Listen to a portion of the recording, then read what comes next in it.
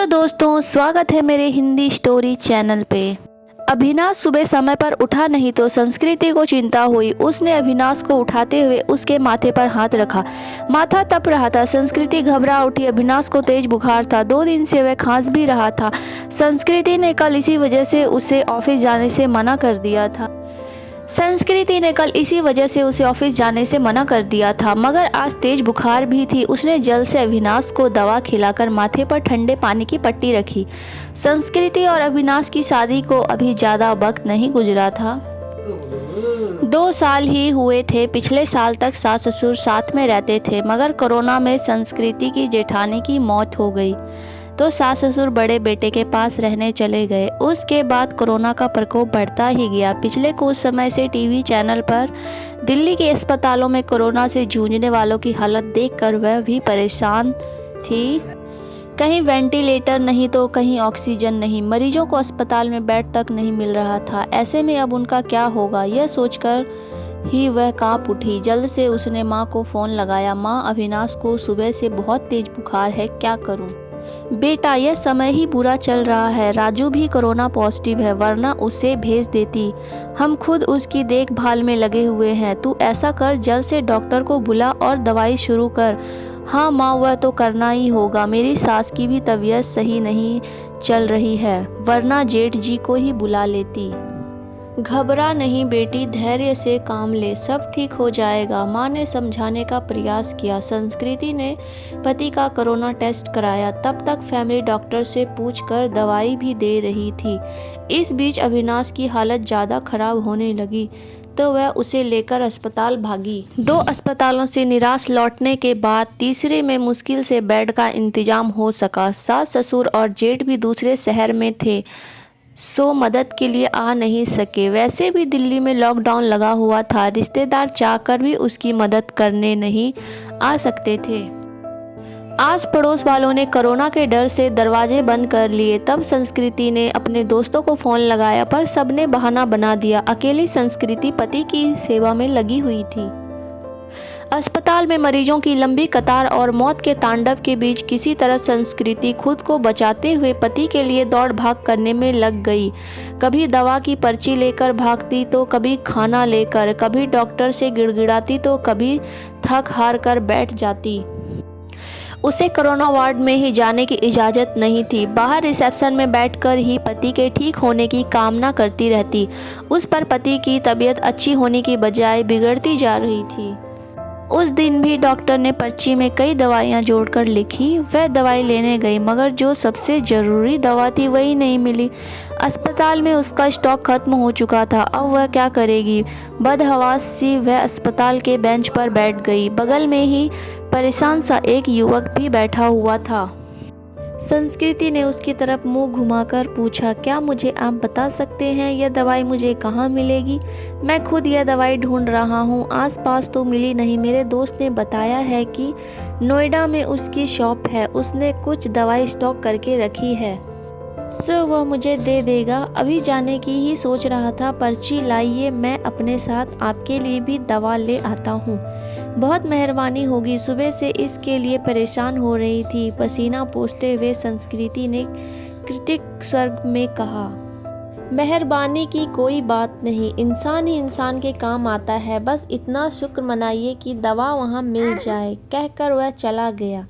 करीब 2-3 घंटे बाद लौटा तो उसके चेहरे पर परेशानी की लकीरों के बावजूद खुशी थी। यह लीजिए, बड़ी मुश्किल से मिली, मगर मिल गई, यही बहुत बड़ी बात है। बहुत बहुत शुक्रिया। कितने की है? संस्कृति का चेहरा भी खिल उठा था। अरे नहीं, पैसे की ज़रूरत नहीं है, आप पहले यह दवा खिलाइए मरीज को। उस दिन के बाद से दोनों में बातचीत होने लगी। वह अपने भाई की देखभाल में लगा था और संस्कृति पति के लिए दौड़ भाग कर रही थी। दोनों का दर्द एक सा ही था। संस्कृति जब भी व्यवस्थित होती थी तो उसके कंधों पर सर रखकर रो लेती थी। कोई चीज़ लानी होती थी तो प्रतीक लेकर आता था। संस्कृति को घर छोड़कर भी आता था। धीरे धीरे तकलीफ के इन दिनों में 2 अजनबी एक बंधन में बंधते जा रहे थे। उनके बीच एक अजीब सा आकर्षण भी था जो दोनों के इस बंधन को और मजबूत बना रहा था। एक दिन अविनाश का ऑक्सीजन लेवल काफ़ी घट गया। अस्पताल में ऑक्सीजन सिलेंडर नहीं था।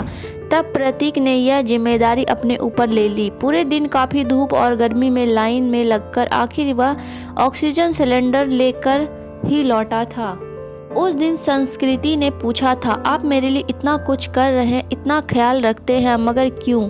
मैं तो आपकी कुछ भी नहीं लगती। फिर बताओ ना, ऐसा क्यों कर रहे हो? प्रतीक ने बोला, पहली बात, हर क्यों का जवाब नहीं होता, और दूसरी बात, हम दोनों हमसफ़र नहीं हैं तो क्या हुआ? हमदर्द तो है ना। आपके दर्द को मैं बहुत अच्छे से महसूस कर सकता हूँ। आपकी तकलीफ़ देखकर मुझे दुख होता है। बस किसी भी तरह आपकी मदद करना चाहता हूँ। एक अनकहा सा मगर मजबूत साथ महसूस कर रहा वह गमों के बीच भी मुस्कुरा उठी थी।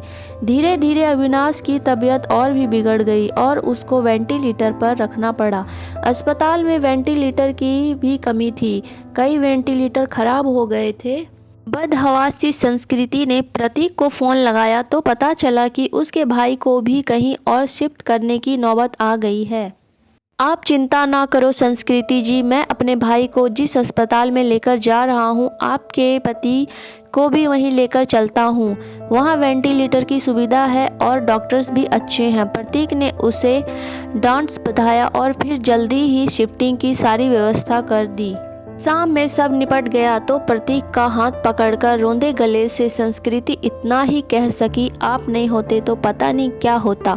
मैं नहीं होता तो कोई और होता। अच्छे लोगों की मदद के लिए कोई ना कोई आ ही जाता है। ऐसा नहीं है प्रतीक जी, मैंने अपने दोस्त, पड़ोसियों और परिचितों सबको देख लिया। इस कठिन समय में कोई भी मेरे साथ खड़ा नहीं, केवल आप हैं जिसे 4-6 दिन पहले तक मैं जानती भी नहीं थी। आज लगता है ऐसे आपके बिना रह ही नहीं सकती।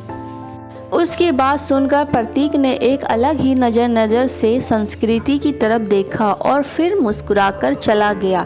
संस्कृति के दिल में अजीब सी बेचैनी होने लगी। वह सोचने लगी कि प्रतीक के साथ इस परेशानी के समय में भी कितना सुकून दे जाता है। अस्पताल में मरीजों के रिश्तेदारों की भागदौड़ और परेशानियों के बीच भी चंद लम्हे वह केवल प्रतीक के बारे में सोचती रह गई। इस तरह 2-3 दिन और गुजरे। अविनाश की हालत काफ़ी गंभीर थी। फिर एक दिन सुबह संस्कृति को सूचना मिली कि उसके पति की मृत्यु हो गई है। एक पल में संस्कृति को लगा जैसे वह अधूरी रह गई है, उसका सब छिन गया। प्रतीक ने जितना हो सका उसे धैर्य बधाया। कोरोना की वजह से वह पति के शव को घर भी नहीं ला सकती थी। लॉकडाउन लगा हुआ था, घर वालों का आना भी कठिन था। ऐसे में उसे समझ नहीं आ रहा था कि पति को अंतिम विदाई कैसे दे। इस वक्त भी प्रतीक ही उसके काम आया। मुश्किल की इस घड़ी में सबसे पहले उसने संस्कृति को शांत कराया, फिर उसके पति को शमशान तक ले जाने का सही से इंतजाम कराया। संस्कृति के साथ वह शमशान तक गया, फिर संस्कृति को उसके घर छोड़ने आया। संस्कृति लगातार रो रही थी, उसके हाथ कांप रहे थे। प्रतीक समझा रहा था कि उसकी तबीयत खराब है, वह अकेली है, सो अपने खाने पीने को लेकर लापरवाह रहेगी तो और तबीयत खराब होगी। तब प्रतीक ने हाथ पैर धोकर और कपड़े बदलकर उसकी रसोई में प्रवेश किया और सबसे पहले चाय बनाई। संस्कृति के साथ खुद भी बैठकर उसने चाय पी। फिर संस्कृति को नहाने भेजकर खुद दाल चावल बनाने लगा। संस्कृति को खाना खिलाकर उसके लिए सब्जी, फल, दूध आदि का इंतजाम कर और सांत्वना देकर वह वापस लौट गया। 2-3 दिन बाद जब संस्कृति थोड़ी सामान्य हुई और पति की मौत के सदमे से उभरी तो उसे प्रतीक की याद आई। प्रतीक उसके लिए अपनों से बढ़कर बन चुका था, मगर उसे पता नहीं था कि वह कहाँ रहता है, क्या जॉब करता है। बस एक फ़ोन नंबर था। उसने फ़ोन मिलाया तो नंबर बंद आ रहा था। संस्कृति घबरा उठी। वह प्रतीक से संपर्क करना चाहती थी, मगर ऐसा हो ना सका। 2-3 घंटे वह लगातार फ़ोन ट्राई करती रही, मगर फ़ोन बंद ही आ रहा था। अब उससे रहा नहीं गया। कुछ सोचकर वह उसी अस्पताल में पहुंची जहां उसके पति और प्रतीक का भाई एडमिट थे। वह रिसेप्शन एरिया में घूम कर प्रतीक को खोजने लगी, क्योंकि अक्सर दोनों वहीं बैठा करते थे। फिर वह उसे खोजते हुए कैंटीन में भी गई। हर तरफ चक्कर लगा लिया, मगर प्रतीक कहीं नजर नहीं आ रहा था। थक कर वह वापस रिसेप्शन में आकर बैठ गई और सोचने लगी अब क्या करे। तभी उसे वह नर्स नज़र आई जिससे संस्कृति की जान पहचान हो गई थी। संस्कृति के पति की देखभाल वही नर्स करती थी। संस्कृति उसे अक्सर मम्मा कहकर पुकारा करती थी। नर्स ने प्रतीक को भी उसके साथ कई बार देखा हुआ था। संस्कृति दौड़कर नर्स के पास गई। दुखी स्वर में नर्स ने कहा, सॉरी बेबी, तुम्हारे पति को हम बचा नहीं पाए। जो लिखा था वह हो गया। पर यह बताओ अम्मा, आपको प्रतीक याद है जो अक्सर मेरे साथ होता था? उसके भाई का इलाज चल रहा था। हाँ बेबी, उसके भाई की भी मृत्यु हो गई। वह खुद भी एडमिट है, उसे भी कोरोना है। और जानती हो बेबी, वह तेरे पति वाले बेड पर ही है, बेड नंबर 125। सच अम्मा, आप उसे पहचानती हो ना? हाँ बेबी, पहचानती हूँ। तेरी बहुत हेल्प करता था, पर अब उसकी हेल्प करने वाला कोई नहीं। अकेला है वह। मैं हूँ ना अम्मा। अब उसके लिए किसी भी चीज़ की ज़रूरत पड़े तो मुझे